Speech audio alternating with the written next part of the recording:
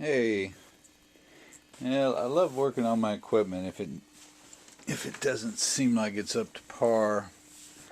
And something that I used a lot, I actually stopped taking it to the gigs lately, is this 1963 vintage reverb unit. And it just hasn't been sounding that great. And so I thought, well, shoot, this gives me an opportunity to mess with it again, which I mess with it all the time. I'd put the old leaky Astron, a capacitor in there that was leaking. Put it back in, it seemed to sound okay, but lately it's just been sounding kind of weak. So I thought I would check it out. I put all the tubes on my tube tester. Well, it turns out I had the power tube in there is supposed to be a 6K6. And I think I had a 6V6 in there. I couldn't tell. It wasn't labeled. I can't tell the difference. I know it was reading really high on my tester, higher than a norm, that it should. So that was one indication that it might not be a 6K6. Anyway, luckily I had a Sylvania 6K6 that seemed pretty strong, so I stuck it in there, and I'm going to do a little demo. This doesn't get a lot of recognition, but they're great.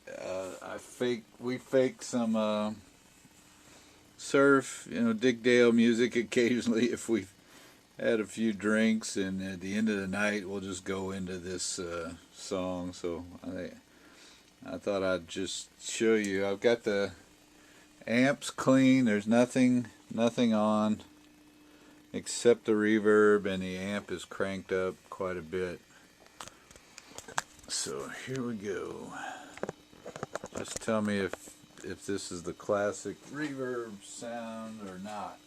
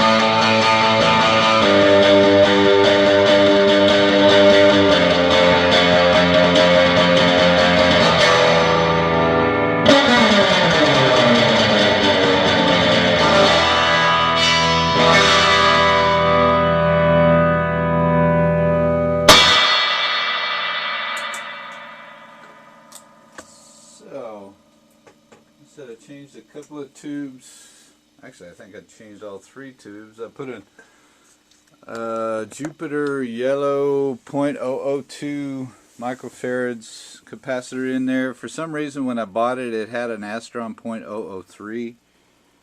I've had it in there for a while. So I put the .002, and I think it sounds pretty darn good. You can see the settings are pretty high. Dwell 7, mix 7, tone about 5.5. But they're a great addition to any rig. Talk to you later.